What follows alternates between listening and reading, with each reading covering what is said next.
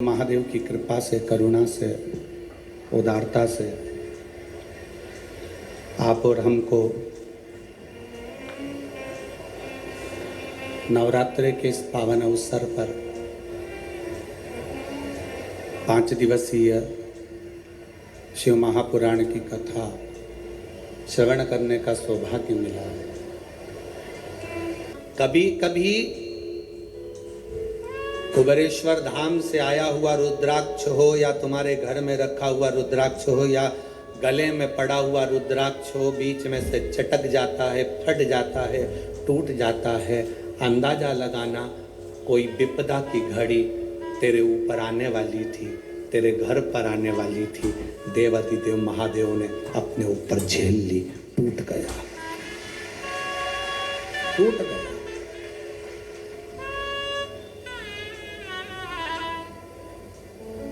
रुद्राक्ष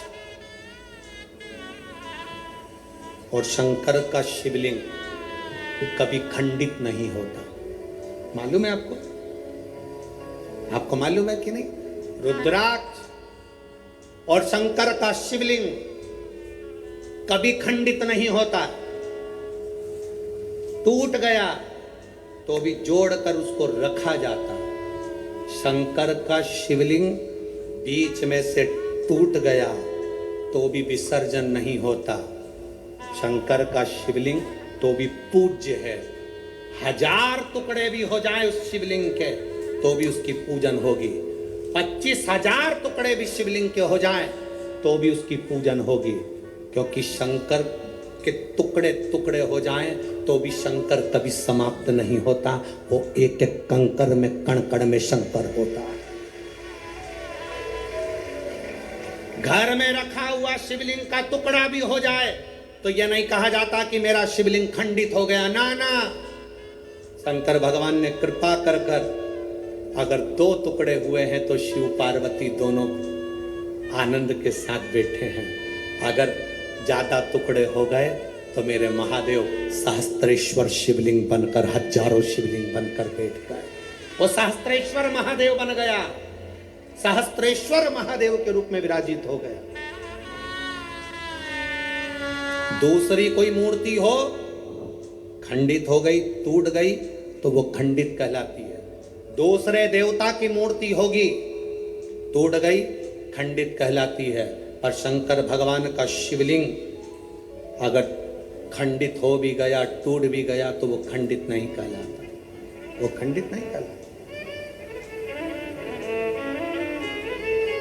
एक एक कण कण में शंकर है। जितने टुकड़े हो रहे हैं उसमें भी शिव है, वो खंडित नहीं। हिमाचल प्रदेश में बिजली महादेव, आप लोगों में से किसी ने दर्शन करे? मनाली में बिजली में करें आप लोग, और कोई ने भी करें? मनाली में बिजली महादेव, मनाली में बिजली महादेव के ऊपर बिजली गिरती है आकाश की, महादेव के टुकड़े हो जाते हैं।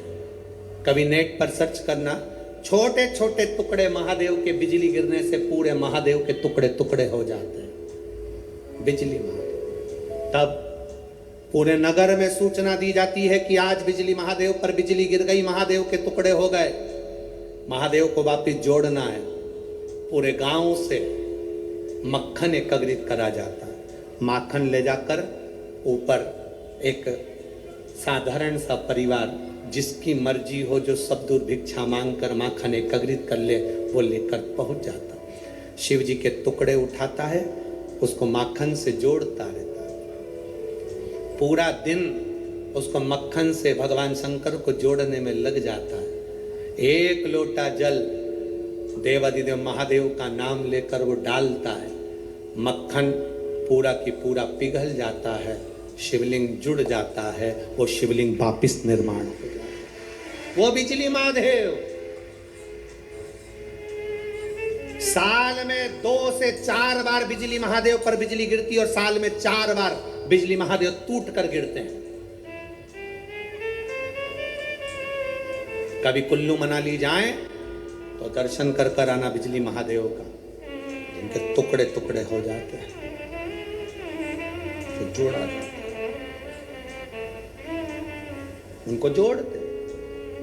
कभी अगर समय मिले आपके पास में तो कभी स्मरण करिएगा बिजली माँ। शिव सरल, शिवानंद।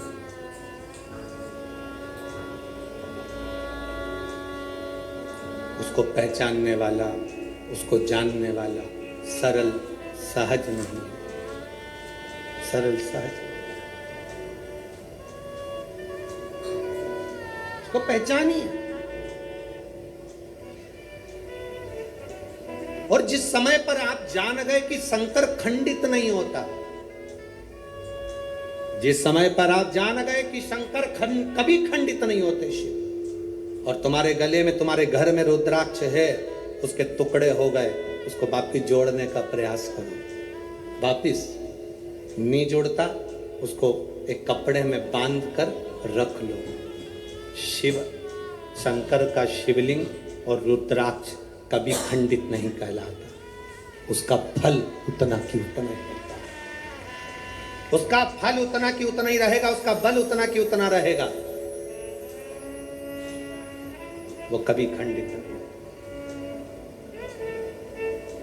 उसका बल उतना की उतना।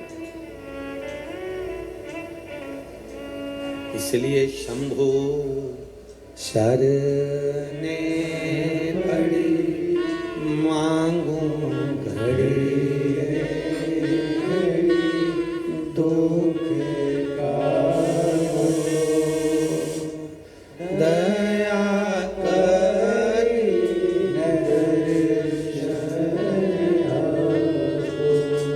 उसका फल कभी समाप्त नहीं। रुद्राक्ष के 10 टुकड़े भी हो जाएं तो रुद्राक्ष का फल समाप्त नहीं होता। आप में से कई लोग ऐसे बैठे होंगे जिनके घर में रुद्राक्ष टूटा होगा, बिखरा होगा। उठाओ जरा हाथ, जिनके घर में अगर कभी रुद्राक्ष टूटा हुआ भी हो तो आपको महसूस करा होगा आपने कि वो रुद्राक्ष टूट गया, बेकार हो गया, कोई काम का नहीं है। ना ना ना ना, शंकर भगवान की एक बेलपत्र, शिव की एक बेलपत्र जो शंकर जी पे समर्पित हो गई, समर्पित होने के बाद उठाने में टूट गई, खंडित हो गई। शिव जी पे चढ़ी थी, पूरी थी, पर जब चढ़ने के बाद बहुत सारी उठाई गई तो टूट गई, खंडित हो गई, टूट गई, खंडित हो गई। वो खंडित नहीं कहलाती। शिव जी पे चढ़ने के बाद जो बेलपत्र का अगर एक पत्ता भी तुमको मिला तो वो पूरी बेलपत्र कहलाती है, वो अधूरी नहीं कहलाती।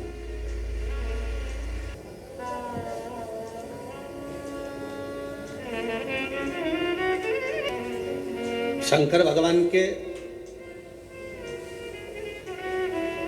इस शिवलिंग का स्मरण आप करेंगे। बीच में जो एक मोटी सी लाइन होती है, इसको अशोक सुंदरी कहते हैं। सब लोग दर्शन करें, जम के बोलो जरा, करें। अशोक सुंदरी की जगह जहां पूरी हो जाती है, उसके बीच में शिवलिंग और उसके बीच में थोड़ी सी जगह खाली आती है। करें दर्शन, समझना जरा बहुत अच्छे से।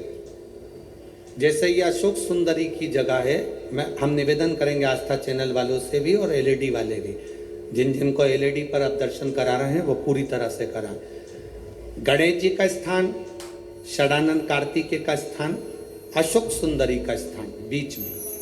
अशोक सुंदरी का जो स्थान पूरा हो जाता है, वहां से लेकर शिवलिंग के बीच में खाली जगह आती है। करें दर्शन आप लोगों ने, खाली जगह आती है। उस खाली स्थान की जो महत्वता है, ये जो अशोक सुंदरी से लेकर बीच में जो जगह है, ये भगवान शंकर की जो धर्म पत्नी है माता पार्वती, उनकी जो योगनियां हैं 64 योगनी, उनकी जो शक्ति पीठें हैं, उनकी जो सिद्धता है, उनकी जो सिद्धियां हैं, ये अशोक सुंदरी से शंकर के शिवलिंग के बीच में जो खाली जगह होती है, इस स्थान पर 64 योगनियां, देवियां, अष्ट सिद्धियां, नवनिधियां सब इस स्थान पर रहती है। इसलिए हमारे यहाँ शिव महापुराण की कथा कहती है, पूर्ण पूजन के बाद अगर कोई नारी कोई पुरुष, कोई बच्चा, कोई बुजुर्ग अपने मन की बात का स्मरण इस जगह पर हाथ को रखकर, जैसे किसी के हृदय पर हाथ रखते हैं तो दिल धड़कता हुआ स्मरण होता है, उसी तरह यहाँ स्पर्श करेंगे। और स्पर्श कर कर जब अपने मन की बात करते हैं तो देवाधिदेव महादेव नंदी के साथ आकर प्रदोष के दिन कार्य की सिद्धता पूर्ण करते। उस स्थान की मूलता होती है, वो स्थान समझ में आएगी ना जगह। अरे बोलो तो जम के, नहीं समझ में आई हो तो एक बार फिर वापिस समझ लीजिए, फिर समझोगा। स्थान देखिएगा, अपने को भगवान की कृपा से यहाँ नागपुर में शंकर जी का शिवलिंग कोई ने कागज का बनाकर यहाँ जो भेजा, ये काम बाबा की कृपा से आप लोगों के स्मरण के लिए आया। देखिए जरा, गणेश जी का स्थान, कार्तिकेय जी का स्थान, बीच में ये आ गई अशोक सुंदरी की मोटी सी लाइन। अशोक सुंदरी की लाइन जहाँ खत्म होती है, वहां से जो शिवलिंग रखा है, इसके बीच की जो जगह है, ये जो बीच में अशोक सुंदरी के स्थान से लेकर शिवलिंग के स्थान के बीच में जो खाली जगह है, ये 64 योगनियां, अष्ट सिद्धियां, नवनिधियां, सब कुछ मेरे देवाधिदेव महादेव ने माता पार्वती को अपने चित्तवृत्ति के साथ यहां अनुमति प्रदान कर रखी है। वहां का स्पर्श, वहां का मात्र स्पर्श और हमारे दिल की बात, शंभो शरणे पड़ी मांगू घड़ी रे, दुख काटू दया करी ने दर्शन। उस स्थान का स्पर्श हमें सुख देता, स्थान का स्पर्श।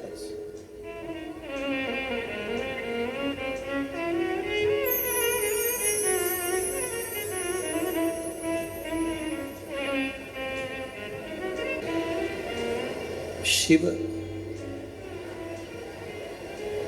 जैसे गले में रुद्राक्ष की माला धारण करते हैं,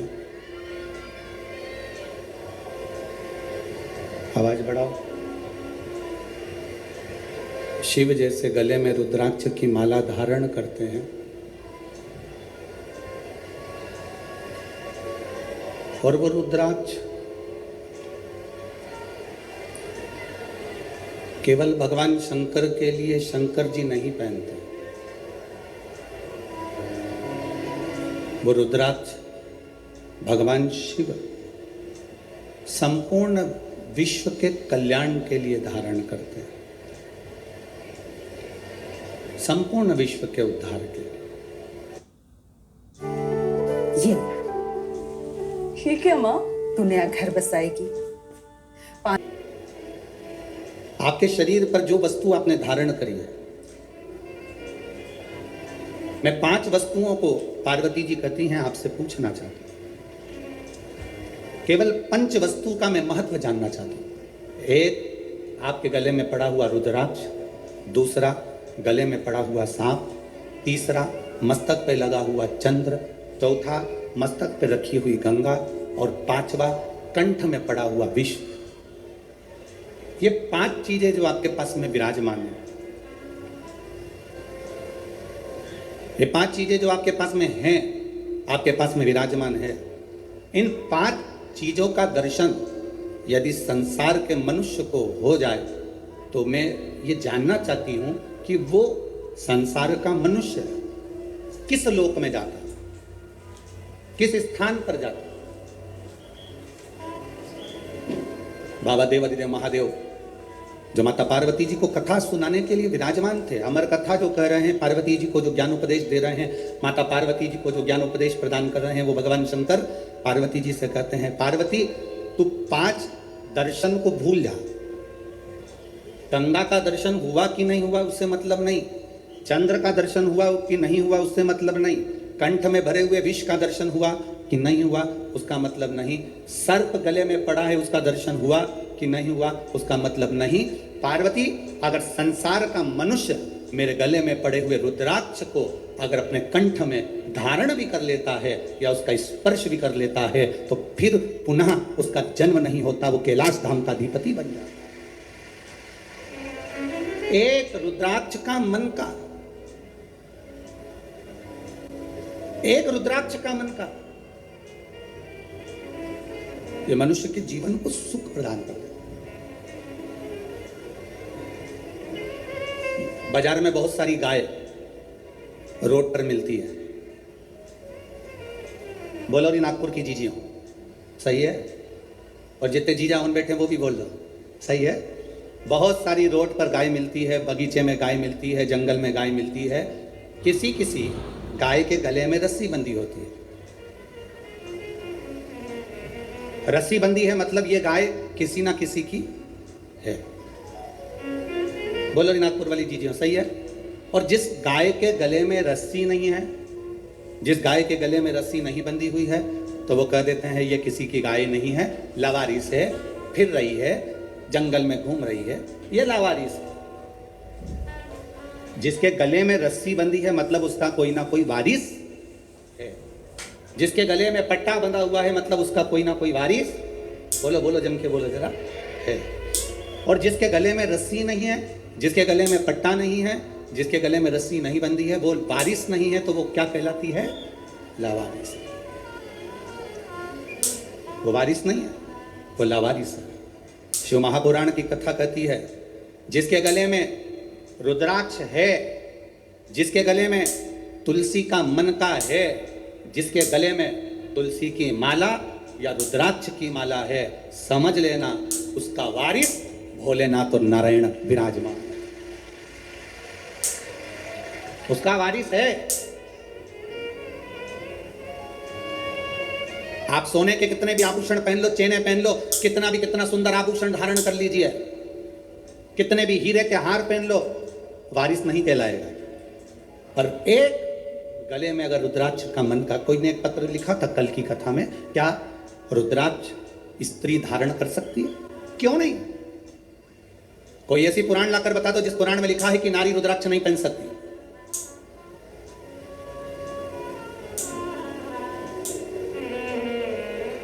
उस पत्र में लिखा था क्या नारी, क्या स्त्री भगवान शंकर के शिवलिंग का स्पर्श कर सकती है? क्या नारी स्त्री भगवान शंकर के शिवलिंग का स्पर्श कर सकती है? कोई ऐसी एक पुराण लाकर बताओ जिसमें लिखा हो कि नारी शंकर भगवान के शिवलिंग का स्पर्श नहीं कर सकती। अगर नारी शंकर भगवान के शिवलिंग का स्पर्श नहीं कर पाती तो आप ही के महाराष्ट्र की, आप ही के मराठवाड़ा की, आप ही के महाराष्ट्र की मां अहिल्याबाई होलकर, जिसके हाथ में शिवलिंग रखा रहता था,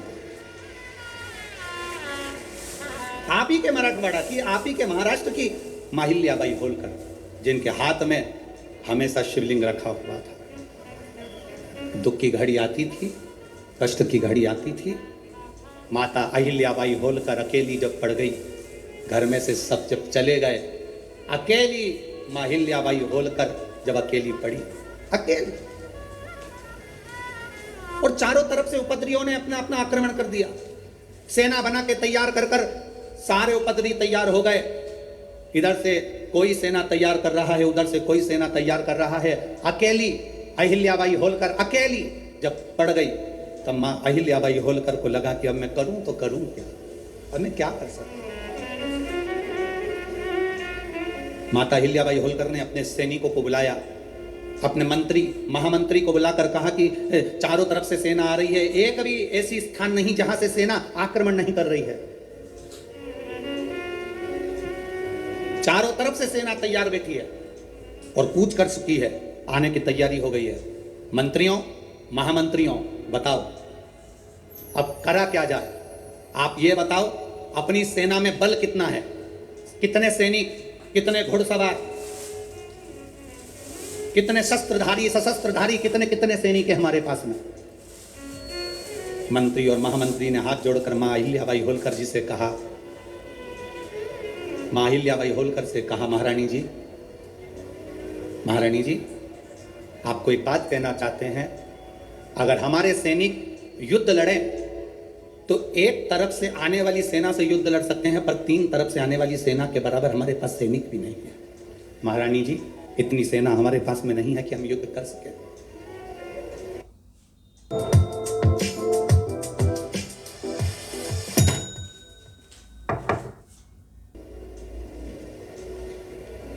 माहिल्याबाई होलकर एकदम मौन हो गए।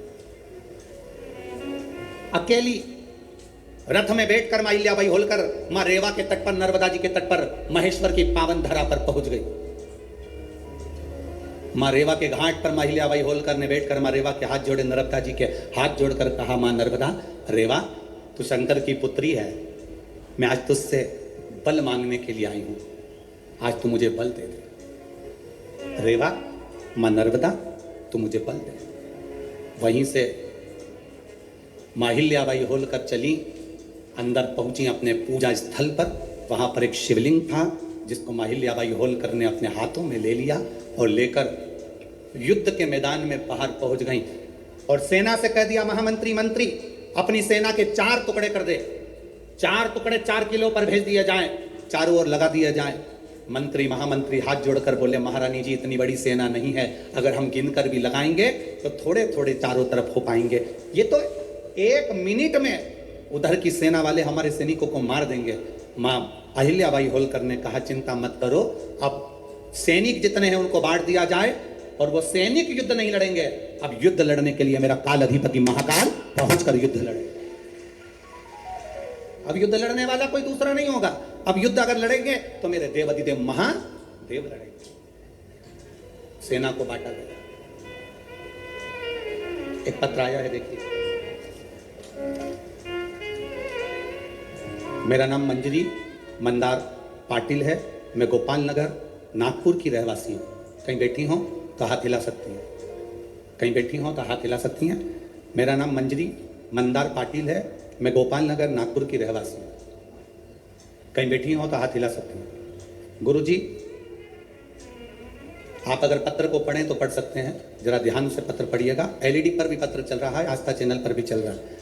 गुरुजी, सच्ची श्रद्धा से बताती हूं कि मेरा आप पर बिल्कुल भी भरोसा नहीं था। बहुत सारी महिलाएं आपके बारे में कहती थी, कई लोग कहते थे कि एक बार कथा सुना करो, पर मेरा आप पर बिल्कुल भरोसा नहीं था। ऐसी टीवी पर ना जाने कितने महाराज आते हैं, कथा कहते हैं, अपना अपना यश गुण गाते हैं, पर मेरा भरोसा, मेरा विश्वास आप पर बिल्कुल नहीं था। मैंने कई महिलाओं से कहा, तुम्हारे गुरुजी कहते हैं 1 लोटा जल सारी समस्या का, अगर 1 लोटा जल दुनिया के लोग चलाते रहते तो ना जाने कितने लोग करोड़पति बन जाते। मैं नहीं मानती ऐसे गुरुजी को, मैंने आपकी कथा भी नहीं सुनी थी, आपको मानती भी नहीं थी, पर गुरुजी मैं खुद बहुत दुखी थी, बहुत तकलीफ में थी। धन दौलत संपदा क्या होती है मालूम नहीं था, पर गुरुदेव, सब लोगों से मैंने एक ही बात कही कि अगर जल चढ़ाने से कोई करोड़पति बनता तो ढेर सारे बन जाते।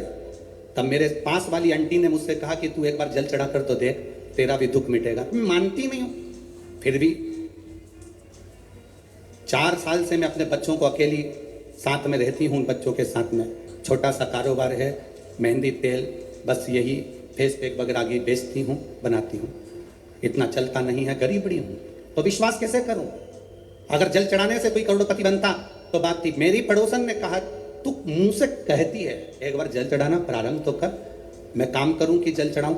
फिर भी मेरी पड़ोसन के कहने से मैंने पशुपतिनाथ का व्रत किया। हमेशा विरोध करती थी आपका, आपके व्रत का विरोध करती थी, 1 लोटे जल का विरोध करती थी, पर पहली बार मैंने मंदिर के अंदर पांव रखा और जल चढ़ाया और पहला सोमवार का पशुपति व्रत करा। मैं बाबा का क्या वर्णन करूं गुरुदेव, बाबा ने मेरी जिंदगी पलट दी और मुझे वास्तव में कि वो करोड़पति बनाने वाला भी वही है और सुख देने वाला भी वही है। मैं क्या वर्णन करूं। पहला सोमवार और मुझे छत्तीसगढ़ से एक कंपनी ने मेहंदी और तेल और फेस पैक का ऑर्डर दे दिया, जो कि कई लाखों का था। बाबा की कृपा से मुझे पहले सोमवार पर वो फल प्राप्त हो गया। गुरुदेव, पहला ऑर्डर मैंने पूरा करा जब मुझे लाखों रुपए का फायदा हुआ। दूसरा ऑर्डर फिर मुझे वापिस छत्तीसगढ़ से फिर प्राप्त हुआ और बाबा की कृपा से लोग सत्य कहते हैं गुरुजी, सारी समस्या का हल 1 लोटा जल। अब मैं छाती ठोक कर कह सकती हूँ गुरुदेव, कि शिव महापुराण कोई पुराण नहीं, स्वयं शिव पुराण के रूप में शंकर कथा करने आता है और शंकर कथा कहता है और शंकर ही कथा सुनता है। ये शिव तत्व है, ये औघड़ी है, ये शंभु है। अगर कहीं बैठी हो मंजरी मंदार पाटिल, गोपाल नगर नागपुर रहवासी, कहीं बैठी हैं आप ही हैं, एक बार हाथ दिला दो। श्री शिवाय नमस्तुभ्यम, बधाई आपको, साधुवाता। ये शिव तत्व है, औघड़ी। और तेरी कृपा बिना न हिले एक भी अणु, लेते हैं श्वास तेरी कृपा से तनु तनु। हे गंगधार मुक्ति द्वार ओमकार तू, भोले ओमकार तू। आयो शरण तिहार शंभु कार कार तू। बखान क्या करूं मैं राखों के ढेर का, चपटी बहुत खजाना मेरे बाबा। तू सरल नहीं, तू सहज नहीं है मेरे बाबा। पार्वती जी से शिव जी कह रहे हैं चंद्र का दर्शन हुआ कि नहीं हुआ पता नहीं, सर्प का दर्शन हुआ कि नहीं हुआ पता नहीं, विष का दर्शन हुआ कि हुआ नहीं पता नहीं, गंगा का दर्शन हुआ कि ना हुआ पता नहीं, पर एक रुद्राक्ष का भी दर्शन भूलवश भी अगर जीव धारण कर लेता है तो वो सहज नहीं रहता। शंकर कहते हैं उसमें मेरा एक कंच उसके अंदर प्रविष्ट रहता है। एक रुद्राक्ष, जिस गाय के गले में रस्सी है वो उसका वारिस है, जिस गाय के गले में पट्टा बंधा है उसका वारिस है। जिस गाय के गले में रस्सी नहीं पट्टा नहीं वो लावारिस है। उसी तरह जिसके गले में रुद्राक्ष है शंकर उसका वारिस है, जिसके गले में तुलसी है उसका मेरा पांडुरंगा हरि विठ्ठल, मेरा पंडरीनाथ, मेरा हरि विठ्ठल उसका वारिस है, मेरा हरि उसका वारिस है।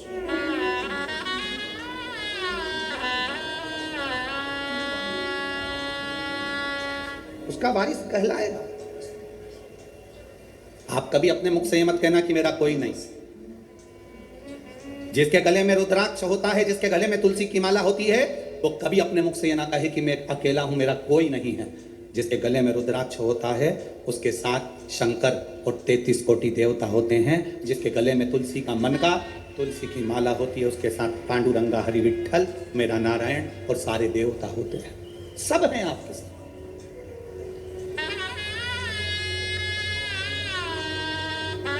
बस एक बात अपने अंदर उतार कर रखना, चाहे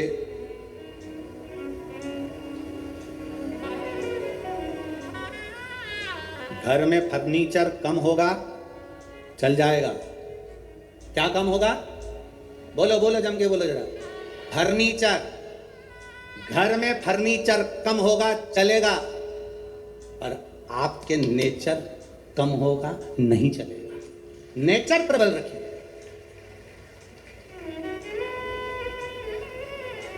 फर्नीचर से घर की शोभा नहीं होती, आपके नेचर से आपके घर की शोभा है।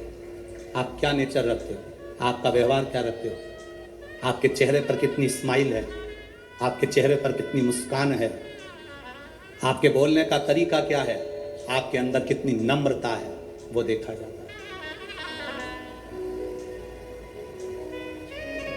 आपके घर में फर्नीचर कम होगा चलेगा, पर आपके नेचर में कमी नहीं आना चाहिए। नेचर कम नहीं होना चाहिए। जितनी नम्रता दे सकते हो, जितनी करुणता दे सकते हो उतनी दीजिए, जितना प्रेम रख सकते हो उतना दीजिए।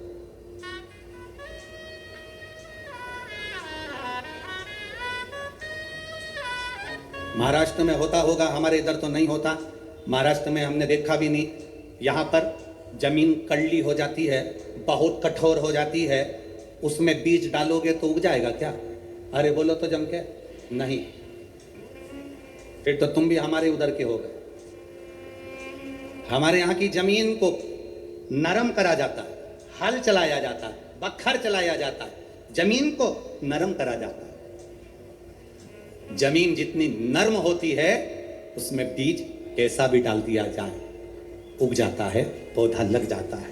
अगर जमीन नर्म नहीं होगी, जमीन एकदम कड़ली कठोर कड़क होगी, उसमें बीज डालना उगेगा ही नहीं। कितना भी पानी डालकर देख लेना, उगेगा ही नहीं। जमीन का नरम होना बीज को पैदा करता है। आपका नरम होना अपने भीतर भक्ति को पैदा करता है, भक्ति के बल को पैदा करता है।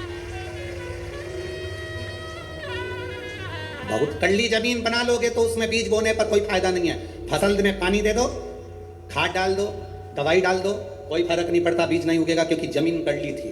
कड़ली जमीन में तुमने बीज बो दिया, उसका कोई लाभ नहीं है। तुम अंदर से कितने भी कड़ले बन जाओ, कठोर हो जाओ, तुम्हारे अंदर कितना भी गुस्सा भर लो, क्रोध भर लो, कितनी भी तृष्णा भर लो, उसमें भक्ति का बीज बोगे तो कभी लगने वाला नहीं है। नेचर बदलो। फर्नीचर बदलने से कुछ नहीं होगा घर का। अभी इससे पहले छत्तीसगढ़ की कथा थी, हमने कहा था घर बदल के देख लिया, घर में शांति नहीं आई। दुकान बदल कर देख ली, शांति नहीं आई। व्यापार बदल कर देख लिया, शांति नहीं आई। गाड़ी बदल कर देख ली, शांति नहीं आई। किसी ने कह दिया घर की दिशा चेंज कर लो, वो बदल ली। किसी ने कहा बाथरूम बदल लो, कोई ने कहा सीढ़ी बदल लो, कोई ने कहा रसोई घर बदल लो, कोई ने कहा दुकान बदल लो, कोई ने कहा व्यापार बदल लो, कोई ने कहा गाड़ी बदल लो, कोई ने कहा पहनने का तरीका बदल लो, कोई ने कहा कपड़े बदल लो। सब कुछ बदल कर देख लिया, कुछ फायदा नहीं हुआ। अब एक बार शिव महापुराण की कथा मानो, कुछ मत बदलो। जिस घर में रह रहे हो उसी में रहो, जो व्यापार कर रहे हो उसी को करो, बस अपने नेचर को थोड़ा सा बदल लो, सब कुछ अच्छा हो जाए। बोल बम का नारा है, महादेव हमारा है। इतना धीमा बोलोगे तो कल्याण तुम्हारा है। अच्छे से बोलो जरा, बोल बम का नारा है, महादेव हमारा है। सारी समस्या का हल एक लोटा जल। शिव तत्व को पाना। हम अंदर से कठोर बन गए, बहुत कठोर। भीतर भक्ति कैसे पैदा करें? हमारे भीतर नम्रता कैसे पैदा करें?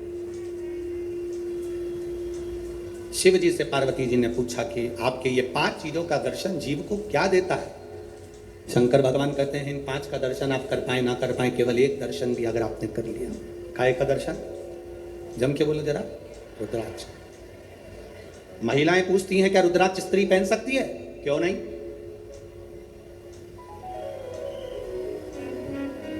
क्यों नहीं? क्या स्त्री भगवान शंकर के शिवलिंग का स्पर्श कर सकती है? क्यों नहीं? हम दोनों बॉयफ्रेंड गर्लफ्रेंड है क्या? नो, क्यों? क्योंकि आजकल के स्त्री भगवान शंकर के शिवलिंग का स्पर्श कर सकती है? क्यों नहीं?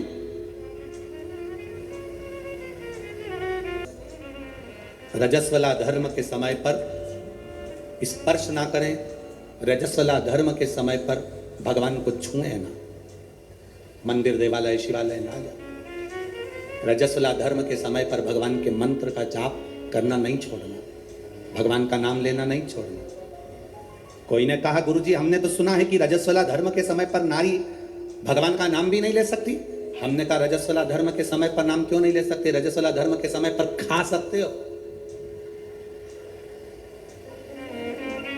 मोबाइल चला सकते हो, सेल्फी ले सकते हो, तो फिर भगवान का नाम क्यों नहीं ले सकते?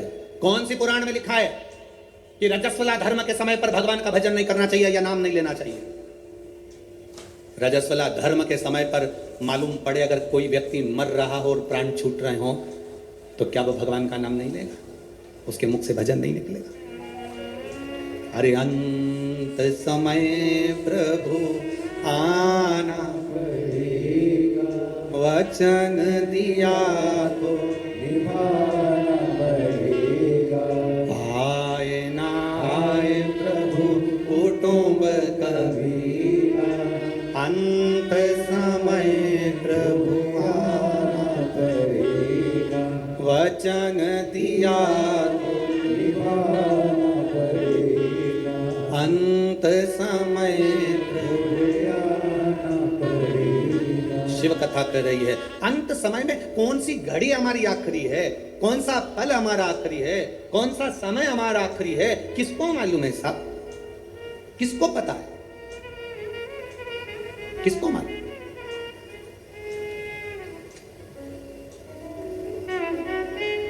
कौन सा समय हमारा आखिरी होगा यह किसको मालूम। महाभारत के शाल्य पर्व में अध्याय नंबर 43 में, अध्याय नंबर 43 के 21 से लेकर 39 श्लोक में नमूची नाम के एक असुर का वर्णन आता है।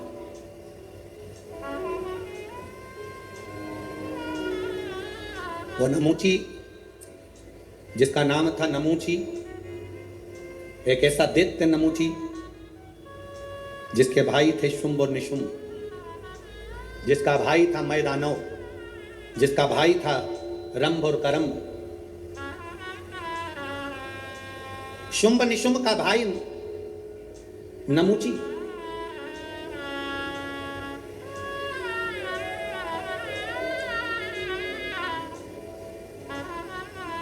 जिसने भगवान विष्णु का तप करा, भगवान नारायण प्रसन्न नहीं हुए। ब्रह्मा जी का तप करा, ब्रह्मदेव प्रसन्न नहीं हुए, गुस्से में आ गए, क्रोध में आ गए, इंद्र पर आक्रमण कर दिया। और इंद्र पर आक्रमण कर इंद्र की सत्ता को उसने कब्जा कर लिया। इंद्र की सत्ता पर कब्जा करा, धीरे धीरे कर उसने सारी सत्ताओं को अपना बना लिया। अब फिर तप करने बैठा। अब उसने सोचा कि इंद्र की सत्ता मेरी हो गई, सारी सत्ता मेरी हो गई, अगर नारायण और ब्रह्मा ने मेरे को वर नहीं दिया तो मैं उनकी सत्ता को भी अपना बना लूंगा। वो क्रोध में आकर तप करने बैठ गए। तप करा तो ब्रह्मदेव और भगवान विष्णु प्रकट हुए। भगवान ब्रह्मा जी ने कहा, नमूची तुझे क्या चाहिए? नमूची ने कहा कि बस मुझे वर चाहिए। ब्रह्मा जी ने कहा वर देने की सामर्थ्यता तो नारायण में। ब्रह्मा जी का तप छोड़कर नमूची भगवान विष्णु की साधना करने लगा। भगवान नारायण की साधना करते करते भगवान नारायण प्रकट हो गए और भगवान नारायण ने प्रकट होकर पूछा, नमूची तुझे क्या चाहिए? नमूची कहता है बस मैं आपसे वर मांगना चाहता हूं। इतने में भगवान विष्णु ने सोचा कि अगर मैं नमूची को वर दे दूंगा और ये क्या मांग लेगा पता नहीं। तो भगवान विष्णु ने कहा कि वर देने की सामर्थ्यता तो मुझ में है ही नहीं, वर तो महादेव दे सकते। अब नमूची भगवान शिव को ढूंढते ढूंढते भगवान शंकर की साधना करना है और कैलाश पर पहुंच गया। शुंभ निशुंभ का भाई, वो शुंभ निशुंभ जिसको मां दुर्गा ने मारा, वो शुंभ निशुंभ जिसका संहार मां देवी ने करा।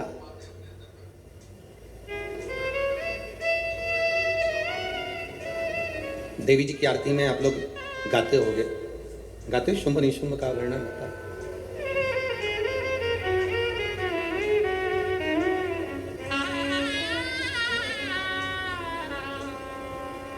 महाराज नमूची ने शंकर भगवान से वर प्राप्त करने के लिए नमूची चला, कैलाश पर पहुंचा तो देवादिदेव महादेव नहीं थे, माता पार्वती जी नहीं थी, ना शंकर थे ना पार्वती थे, दोनों गए हुए थे भ्रमण के ऊपर। प्रदोष का दिन, प्रदोष काल का समय, भगवान शंकर प्रदोष के दिन, प्रदोष काल में अपने भक्तों के घर पर नंदी के कान में जो बोल कर जाता है, शिवजी नंदी पर बैठकर उस भक्त के दरवाजे पर उसका कल्याण करने के लिए प्रदोष के दिन प्रदोष काल में पहुंचते हैं। हर हर प्रदोष के दिन प्रदोष काल में देवादिदेव महादेव उस शंकर के भक्त के घर जाते हैं जो भगवान नंदीश्वर के कान में कहकर जाता, नंदी के कान में जिसने कहा।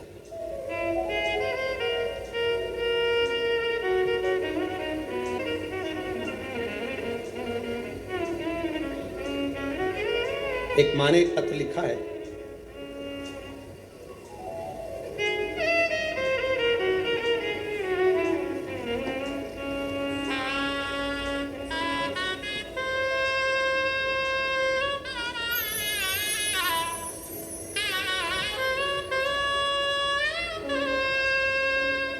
मेरा नाम भाग्यश्री जगदीश जिम काटे है, मोबाइल नंबर यह है, पता भील गांव, नाका नंबर 2, कामठी रोड, नागपुर की रहने वाली है। कहीं बैठी हैं? कहीं बैठी हो तो हाथ हिला सकती हैं। गुरुदेव, शिव जी के जल चढ़ाने का और रुद्राक्ष का क्या वर्णन करूं? मेरे पापा नशा करते थे गुरुजी। पिताजी को जब से मैंने होश संभाला तब से उनको नशे में देखा। आप कहते हो रुद्राक्ष में क्या है गुरुदेव, एक लोटे जल में क्या है। मैं कहती हूँ गुरुदेव, मैंने अपनी जिंदगी में जब से होश संभाला, मेरे पिताजी को, मेरे पापा को दारू के नशे में देखा। उनको होश सुबह लें शाम को लें। गुरुदेव, बाबा से मैंने प्रार्थना करी, एक लोटा जल समर्पित करा, एक बेलपत्र लेकर आती, पिताजी को देती तो पिताजी लेते नहीं उस बेलपत्र को। पिताजी जब बेलपत्र नहीं खाते तो उनको लगता कि मेरी बेटी हो सकता मुझ पर कुछ करवा रही है। बेलपत्र नहीं खाते तो मैं जल चढ़ाकर जल लाती, वो भी देती तो नहीं लेते। तब उस जल को मैं पानी के हंडे में डाल देती, पानी के हंडे में जल को डालती और मेरे पिता ने पीना चालू करा उस पानी को। गुरुदेव, मैं शिव जी से रोज प्रार्थना कर कर आती थी, बाबा मेरे पिता दारू के नशे को छोड़ दें। और गुरुदेव, आज मैं गर्व से कहती हूं कि मेरे पिता पूर्ण तरह से मदिरा को त्याग दिया। ये शिव तत्व है। गुरुदेव, मेरे शरीर में एक बीमारी थी, जिस बीमारी के चलते मेरे को जहां पर फुंसी होती थी वहां गठान पड़ जाती थी। मेरे शरीर में जहां फुंसी हुई वहां गठान पड़ जाती थी, उस गठान को ऑपरेशन की जरूरत होती थी। जितनी बार भी मैंने थेरेपी करवाई, टेस्ट करवाए, हर तरह के ब्लड टेस्ट कराए, सारी जांचें हुई, पर समझ में नहीं आया कि मुझे इतनी गठाने शरीर में क्यों हो जाती। बाबा, आपने एक बार कहा था कथा में कि शंकर भगवान के जो जल बहकर नीचे गिरता है, जहां पर 33 कोटि देवता का स्थान, मां दुर्गा को टच कर कर उसको खाने का कहा था। गुरुदेव, मैंने उसको खाना प्रारंभ करा और मुझे बचपन से जो प्रॉब्लम थी वो प्रॉब्लम मेरी समाप्त हो गई। अब मेरे शरीर में गांठ नहीं पड़ती है। ये मेरे बाबा की कृपा, शिव तत्व ओघड़ी की कृपा। ये शंभू है, शंकर।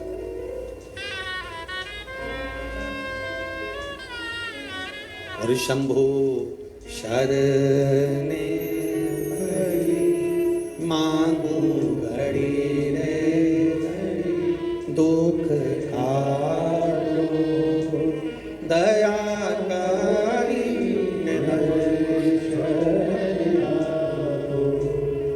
कुछ स्थान होते हैं जिस स्थान की बड़ी महत्वता होती है। हमारे जीवन के अंतर्गत तो कुछ स्थान ऐसे होते हैं जिन स्थानों की महत्वता। अब आप लोगों को अगर बोलें और आप उसका स्मरण, जैसे आपको कहा कि शिवलिंग के यहाँ स्थान है जिसकी मूलता, भागवत जी हो ना, अगर कहीं भागवत हो रही हो, राम कथा हो रही हो, तो तुम व्यासपीठ के चारों तरफ कहीं पर भी घूम लो, फिर लो, तुम्हारी मर्जी, तुम्हारा मन। पर शिव महापुराण की कथा जब चलती है, व्यास जी महाराज अगर शिव महापुराण के इस व्यास पीठ पर, कोई भी व्यास जी अगर शिव पुराण की पीठ पर बैठ गए, कथा चालू हो चाहे ना हो, अगर व्यास पीठ पर, शिव पुराण की पीठ पर बैठ गए, तो जहां भक्त बैठते हैं उसके सामने, इस व्यास पीठ के ठीक सामने नंदी का स्थान हो जाता है। नंदी के स्थान को चाहे जजमान हो, चाहे कोई मंत्री हो, चाहे कोई मिनिस्टर हो, चाहे कोई कलंतरी हो, उसको भी यहाँ से वहाँ सामने से हम निकलने नहीं देते। क्यों? क्योंकि वो निकल तो जाता है पर बाद में उसको कष्ट भोगना पड़ता है। इसलिए हम मना करते हैं, इधर से मत जाना, आगे मत जाना, इधर से जाओ, पीछे से जाओ, इधर से पहुंचो, सम्मुख मत जाइए। जितनी दूरी बनती है इस व्यास पीठ के सम्मुख। अब उसको समझने वाला समझ नहीं पाता, इसलिए हम जब साउंड वाला साउंड लगाता है, बक्से वाला बक्सा लगाता है, तो हम उससे कह देते हैं यहाँ से यहाँ तक पैक कर दो, ये नंदी की जगह पर कोई के चरण ना पड़ जावे। जितनी देर आप कथा सुनते हो, जितनी देर आप कथा के मंडप में बैठकर कथा सुनते हो, उतनी देर 33 कोटि देवता, नंदीश्वर, तुमरुका जी इस व्यास पीठ के ठीक सामने बैठकर शंकर की कथा का स्मरण करते हैं। कथा का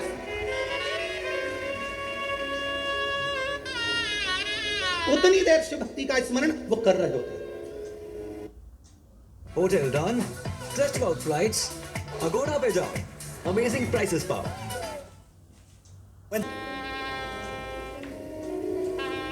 कई कैमरे वाले ऐसे होते हैं, फोटो खींचने वाले होते हैं, हम उन्होंने अभी तक शिव पुराण में कभी गए नहीं होते हैं। वो क्या भागवत जी में गए हैं, राम कथा में गए हैं, तो कहीं से भी निकल जाते हैं, उनको अंदाजा नहीं रहता। हमारे भक्त उनसे कहते, भैया सामने से नहीं जाना, जाना पीछे से, आप उधर से जाना, शिव के पीछे से निकल जाना, सम्मुख मत जाना। तुमरुका जी है, नंदीश्वर है, उनके गण है, वहाँ स्थान है उनका। जितनी देर व्यासपीठ पर व्यास जी बैठा है उतनी देर तक वो स्थान मूल है। व्यास जी नीचे उतर गया, तुम पूरी व्यासपीठ पर कहीं पर भी घूमो, जब तक कोई पंडित शिव पुराण वाचने नहीं नहीं बैठा तब तक तुम पूरी व्यासपीठ पर कहीं पर भी घूमो, कोई मतलब नहीं। पर जिस समय पर व्यास बैठ गया उस समय पर कुमरुका जी को आवाहन कर कर, नंदीश्वर को आवाहन कर कर, झोली पसार कर, उसको प्रणाम कर कर, आमंत्रित करके, झाड़ू लगा के, बाबा आपका स्थान साफ कर दिया है, आओ आप बैठो कुमरुका जी, आओ नंदीश्वर आप बैठो, आपका स्थान हो गया। 3 बार झाड़ू लगाकर बाबा को स्थान देकर तब व्यास जी व्यासपीठ पर बैठता है शिव पुराण करने के लिए।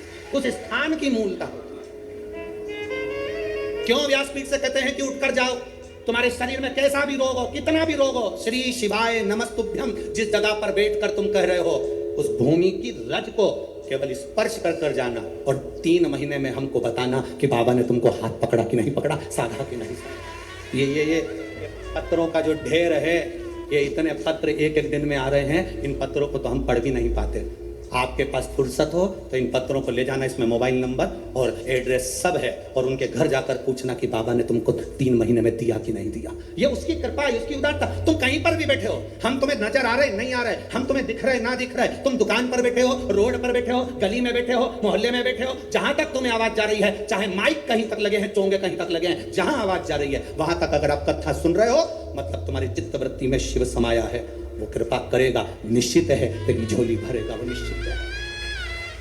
खाली न जाता कोई दर से तुम्हारे, खाली न जाता कोई दर से तुम्हारे, मैं भी खड़ी हूँ नंदी बार अपने हृदय से लगा लो,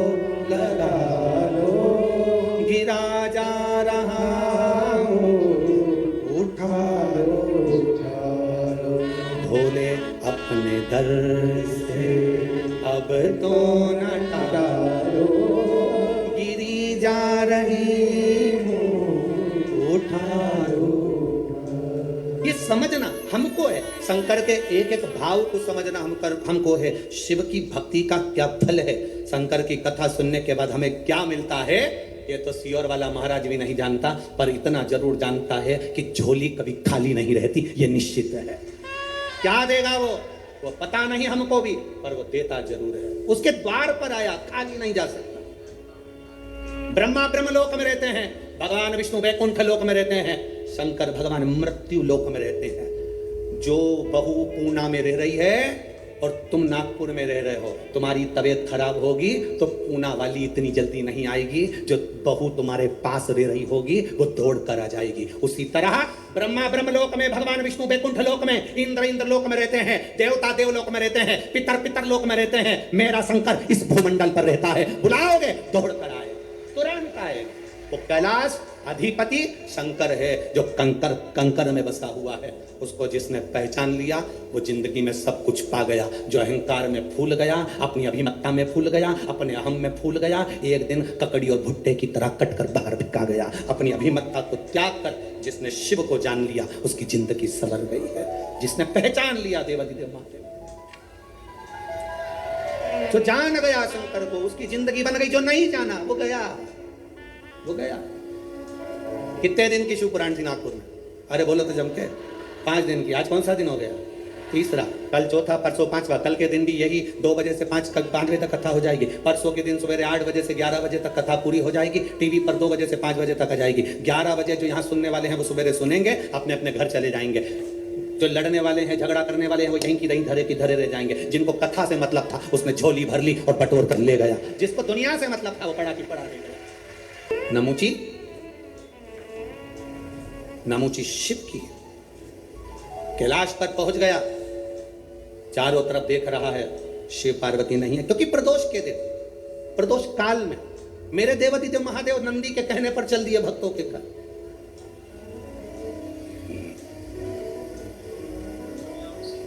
प्रदोष काल, प्रदोष के दिन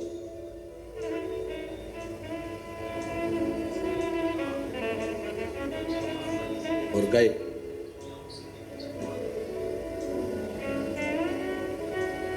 नमुची ने वहां पहुंचकर क्या देखा कि शंकर भगवान तो नहीं है, पार्वती भी नहीं है, गणेश भी नहीं है, षडानंद कार्तिकेय भी नहीं है।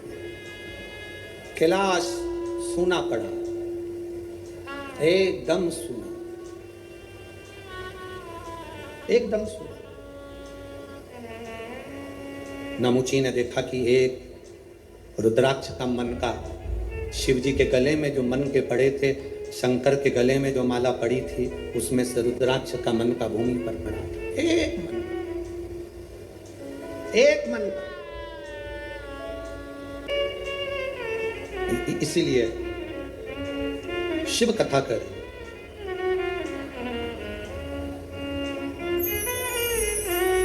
शिव महापुराण की कथा कर, नमुची को एक रुद्राक्ष का मन का नमुची को मिला है, एक रुद्राक्ष का मन का। दैत्य है, असुर है, राक्षस है। अब वो विचार करने लगा कि ये रुद्राक्ष किसका है, मुझे मिला है।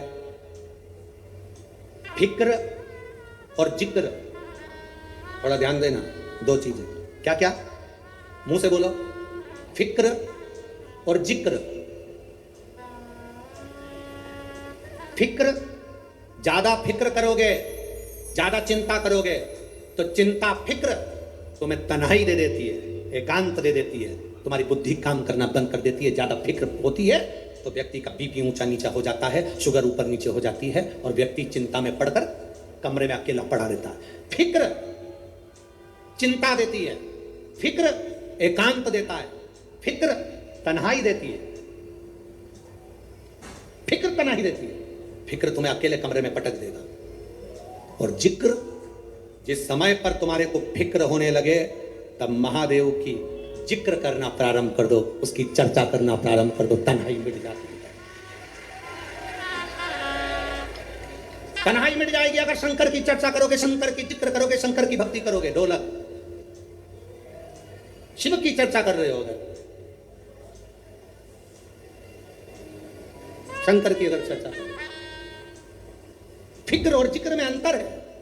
फिक्र तन्हाई देगा, जिक्र तन्हाई से निकाल देगा। फिक्र बीमार कर देगा, जिक्र शंकर का तुम्हें महामृत्युंजय का रस तत्व देकर उभार देगा। जिक्र आज सबसे बड़ी अगर कुछ बहुत बड़ा अगर टेंशन है ना लोगों को, लोग आज के समय में, अब यहाँ पर बहुत सारे लोग बैठे हैं, हम बात कहेंगे तो लोगों को लगेगा गुरुजी ऐसा बोल देते हैं, पर आज प्रत्येक समाज के व्यक्ति को अपनी अपनी समाज की फिक्र है। जाति में आज के व्यक्ति को बांट दिया गया। मैं ब्राह्मण, मुझे ब्राह्मण समाज की चिंता है। मैं वैश्य, मुझे वैश्य समाज की चिंता है। मैं क्षत्रिय, मुझे क्षत्रिय समाज की चिंता है। मैं शूद्र समाज की चिंता है। हर व्यक्ति ने आज के समय को जाति में लोगों ने बांट दिया। सबको अपनी अपनी समाज की, अपनी अपनी जाति की चिंता है, पर किसी को मेरे इस धर्म की, सनातन धर्म की चिंता नहीं है कि हम एक हैं। ये ब्राह्मण, ये क्षत्रिय, ये वैश्य, ये शूद्र, हम बांट रहे हैं। अगर तुम्हें फिक्र होना चाहिए तो अपने सनातन धर्म की, अपने धर्म की होना चाहिए। एक के लिए नहीं, हमें सबके लिए जीना है। सर्वे भवन्तु सुखिनः का ये पाठ हमने पढ़ा है। जातियों में बट रहा है। एक जरा सा केवल जरा सी अपनी शान सत्ता बढ़ाने के लिए हम जात में लोगों को बांट रहे हैं। किसी ने कह दिया ये हमारी जाति का है, वो हमारी जाति का है, हमारी इतना वोट बैंकिंग है, हमारा इतना है, हमारा इतना। ना ना ना, पहचानो इसको, जानो।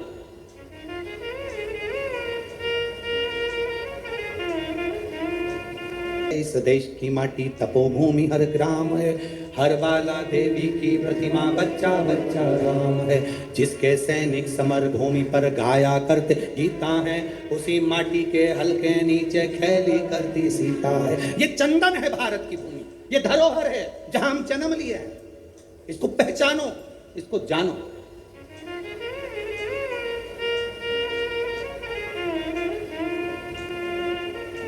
देवी जी का दर्शन करा है तुम लोगों ने?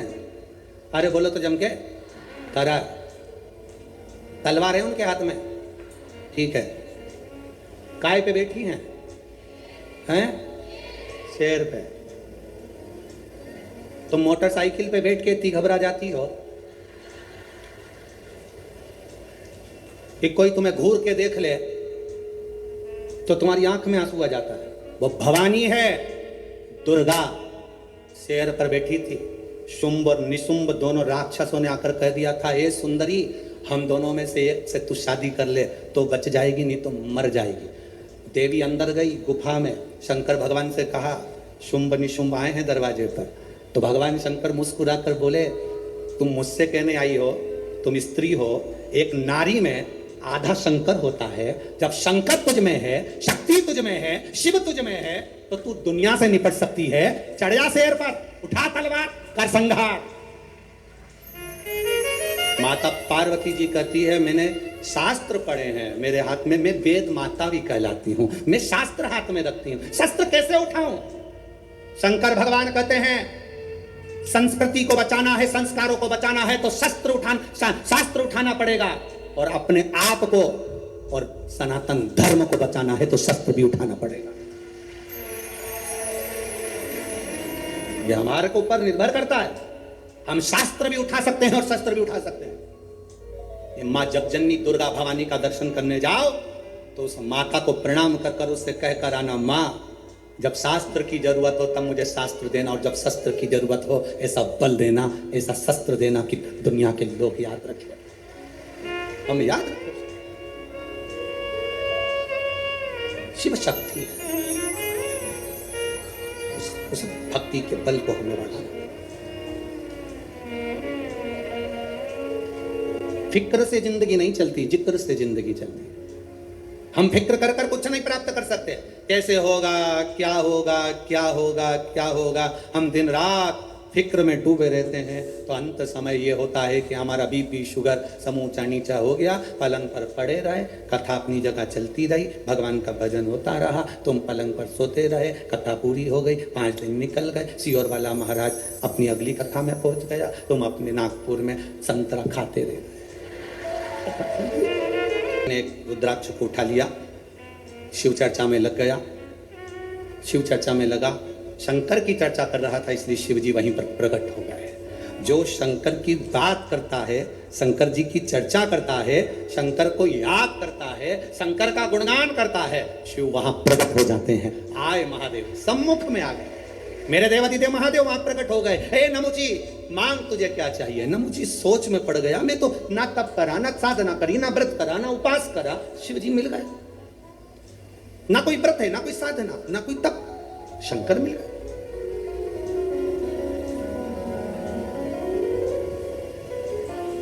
मिलते हैं महाराज भगवान देवादिदेव महादेव से अपने हृदय की बात बड़े भाव के साथ, दिल से भाव के साथ,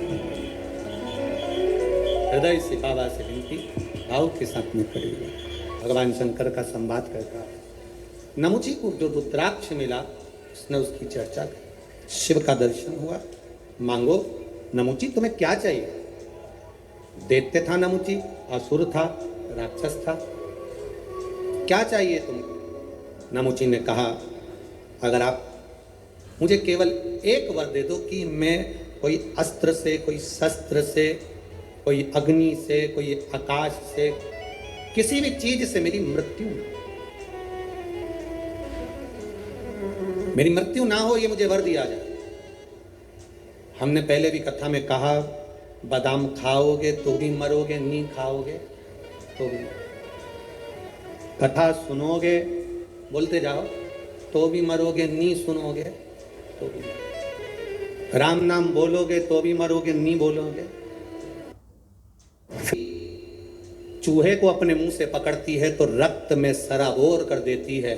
बिल्ली अपने मुख से अपने बच्चे को पकड़ती है तो खून नहीं आता, रक्त नहीं आता, बच्चा मरता नहीं। उसी तरह जो कथा सुनता है, भगवान का भजन करता है, मरता है पर काल में मसा नहीं जाता।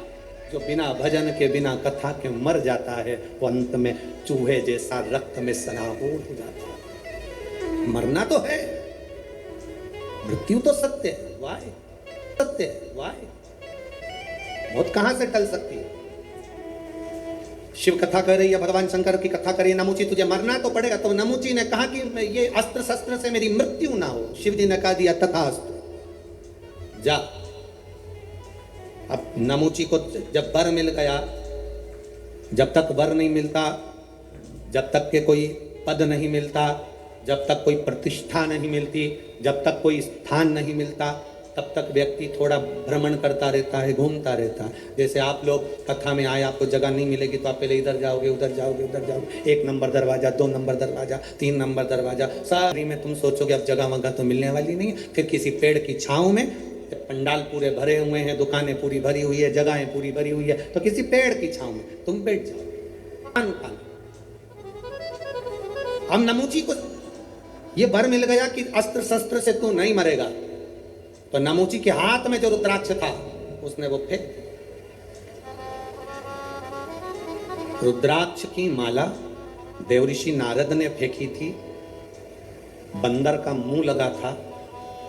सुनिए ना कथा, केवल शिवजी ने रुद्राक्ष की माला दी थी और देवऋषि नारद ने ये कहकर फेंक दी, इससे मुझे क्या करना, क्या करते, बंदर का मुख लगा। भगवान नारायण ने जरा सी निंदा सुन ली थी शंकर जी की, भगवान विष्णु ने थोड़ी सी निंदा शंकर जी की सुन ली थी तो उनको घोड़े का मुंह लगा था, हयग्रीव अवतार हुआ। केवल निंदा सुनी थी शंकर भगवान की तो घोड़े का मुख लग गया। नारद जी ने शंकर की निंदा करी, रुद्राक्ष की माला फेंकी तो बंदर का मुख लग गया। शिव को जो जानता नहीं है वो बाद में पछताता है। तेरे दरवाजे नमूची ने रुद्राक्ष फेंक दिया।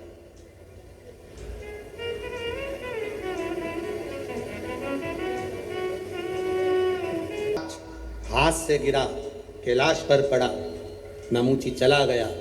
गलती क्या कर दी नमूची ने कि रुद्राक्ष को लांग गया। बेलपत्र, रुद्राक्ष, भगवान पे चढ़ा हुआ निर्माल्य लांघा नहीं जाता, उसको लांघना नहीं चाहिए। जिसने शंकर जी के निर्माल्य की विशेषता जानी है उसको एक पत्र आया है, देखिए। शंकर की आराधना करने वाले को क्या भय हो, शिव उपासना करने वाले को क्या भय। नमूची एक रुद्राक्ष को लांग कर चले गए। आपसे भी निवेदन है, कभी मौका लग जाए, तुम्हारे नजदीक में कोई शिवालय हो, शंकर का मंदिर हो, जहां तुम जल चढ़ाने जाते हो, कभी कभी मौका लग जाए, तुम्हारी जिंदगी में अगर तुम्हारे को मौका लगे और तुम्हारे जीवन में कष्ट बहुत हो तो उस मंदिर में थोड़ी सी सफाई करना प्रारंभ करो। थोड़ा निर्माल्य लेकर उसका विसर्जन, जल में नहीं कहीं खड्डा खोद कर निर्माल्य को डालना प्रारंभ करो।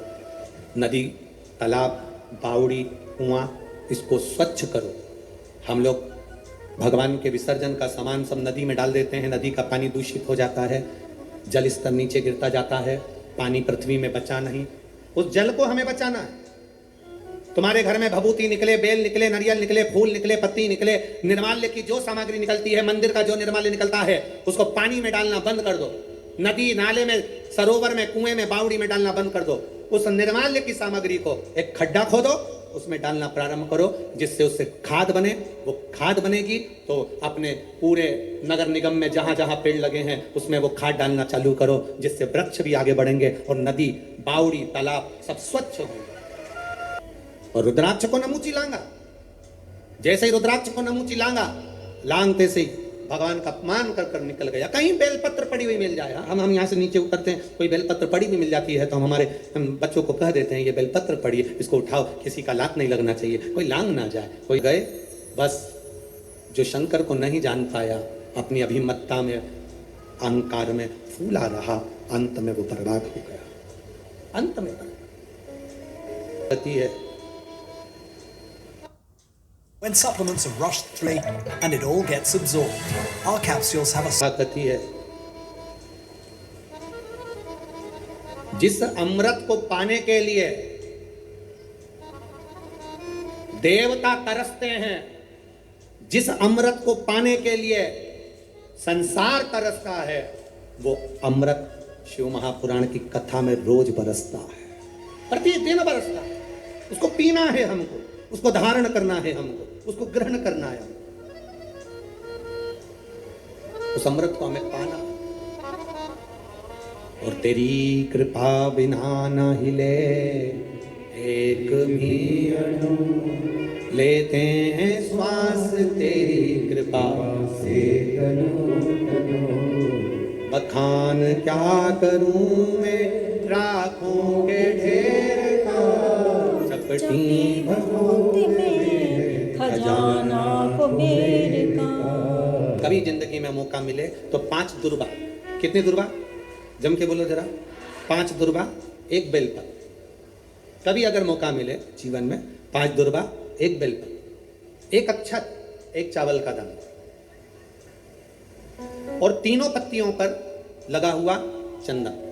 बेलपत्र की जो 3 पत्ती होती है, इन तीनों पर लगा हुआ चंदन। दुर्वा, बेलपत्र, चावल का 1 दाना मध्य पत्ती पर रखकर जभी भी आप अपने हृदय से कोई सरकारी गतिविधियों में कहीं फंस गए हो, सरकारी कोई केस चल रहा है, कोई सरकारी चीजों में अगर तकलीफें आ रही है, तो शिव का नाम लेकर आप अपना कर्म जरूर करना, मेहनत जरूर करना।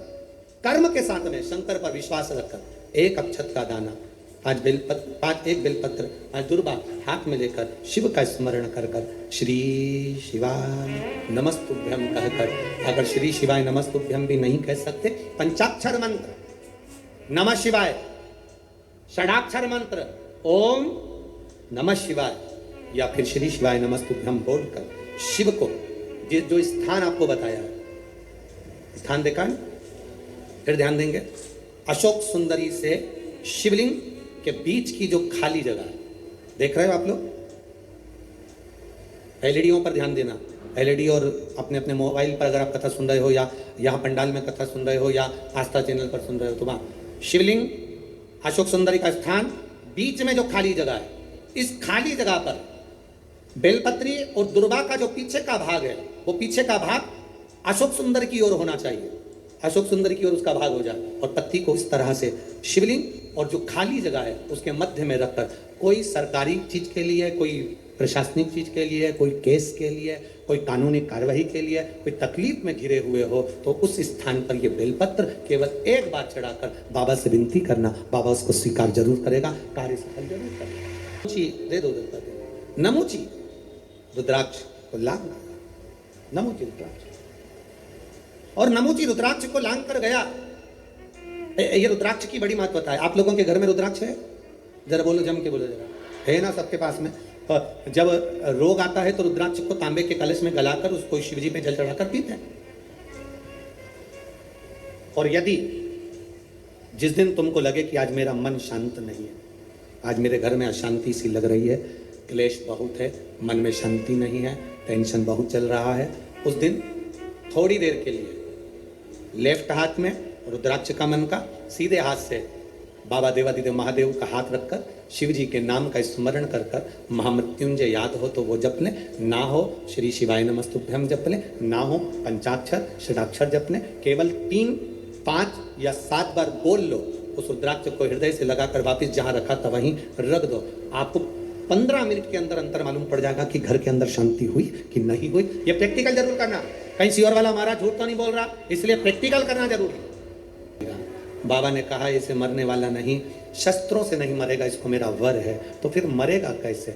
बाबा कहते हैं इंद्र इसको समुद्र के किनारे ले जा, समुद्र के किनारे ले जा। जो रुद्राक्ष को लांग जाता है मरते समय गंगा जल भी नहीं पाता है, मरते समय गंगा जल भी नहीं पाता है। तू इसको लेकर जा और एक काम कर, समुद्र के किनारे ले जा। समुद्र के किनारे में लेकर तो चले जाऊंगा, पर ये मरेगा कैसे? शस्त्र तो चलता नहीं, ये मरता नहीं शस्त्र से। देवादिदेव महादेव ने कहा चिंता मत कर इंद्र, समुद्र के किनारे ले जाना, समुद्र की लहरें पड़ेगी, लहर पड़कर उस पर फेन आएगा, उस पर फेन आ जाएगा। बस उसी फेन को उठाकर, उसी फेन को उठाकर ओम का नाद कर कर उस फेन को इसके ऊपर फेंक कर मारना, उसी फेन को फेंक कर। महाराज समुद्र के फेन से कोई असुर मरने वाला है, राक्षस मरने वाला है? कोई असुर मरेगा समुद्र के फेन से? मरेगा। ओम अक्षर में, ओम के अक्षर में वो नाद होता है कि अगर साधारण से साधारण, ये आप लोग जो कई लोग बहुत दुनिया के लोगों को बहुत सारे शरीर में आते रहते हैं ना, अरे बोलो तो जम के, अभी तो नवरात्रि चल रही है, अभी भी आ रहे होंगे बहुत सारों को, सीजन है।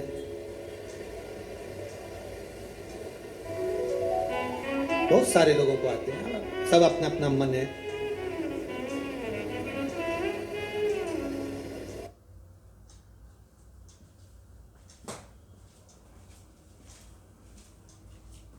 तो कांटों में रहते हैं, हम भी एक बोरा धतूरा पटक देंगे, उस पर बिठा देंगे। दूसरी बात, देवता ही भग जाएंगे। सनातन सनातन धर्म के अंतर्गत ना ढोंग है, ना प्रपंच है, ना छल है, ना बेईमानी है।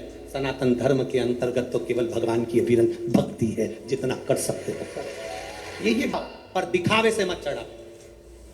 भगवान के मंदिर में झाड़ू लगाओ, दिखावे से मत लगाओ। पोछा लगाओ, दिखावे से मत लगाओ। और अगर भगवान से कुछ मांगो भी तो कहकर नहीं, दिल से मांगो, वो भंडार भरकर चला जाता है। दिखावे से ये हमारे सनातन धर्म में नहीं है महाराज कि भगवान नागपुर वाले ही फ्री नहीं है।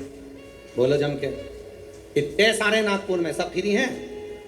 जब नागपुर के लोग कथा सुनने नहीं आ रहे, फ्री नहीं है, सब अपने अपने काम में लगे, तो देवता फ्री हैं। तुम बस अगरबत्ती लगा के बैठ जाते हो, शरीर में आ जाते हैं। इतने फ्री तो देवता नहीं है। रंग की कोई महत्वता नहीं। नमो जी, ओम अक्षर में वो नाद है, ओम अक्षर में वो तत्व है। केवल अगर कोई दुखी भी है और ओम का नाद कर कर जल का आचमन भी कर लेता है या दल का छींटा भी ले लेता है, तो ओम के नाद में सुख प्राप्त हो जाता है।